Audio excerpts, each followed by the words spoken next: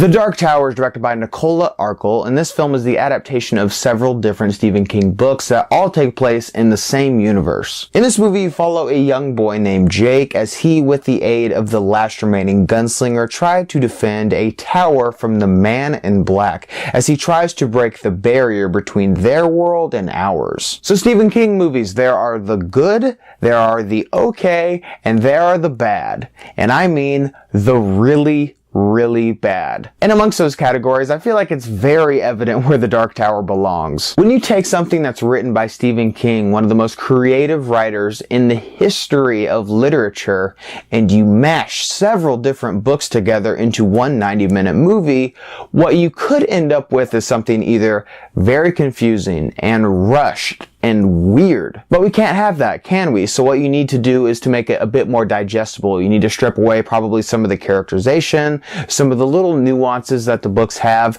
and ultimately a lot of the creative elements that those stories will contain. And what you're left with is something very digestible and something very consumer friendly. And that's why this movie doesn't really work on any level. This film is inherently uninteresting and very boring. Rarely at any point in this film's runtime was this movie able to capture my interest at all. Which is really disappointing considering the two leads, being Idris Elba and Matthew McConaughey, are both fantastic, capable actors and that are able to do a lot better than this. Both of their characters are, again, very uninteresting because they're just way too powerful. Matthew McConaughey's character has this power where whatever he tells you to do, your body has no choice but to do it. It worked in Jessica Jones, but here not so much. And Idris Elba's character is such a great shot that there is hardly any other villain in this film that can so much as lay a finger on him before he immediately shoots them in the face. It just doesn't make for a very compelling film when both of your leads are just completely untouchable throughout the vast majority of this film. Also, me being a Stephen King fan, as you can see,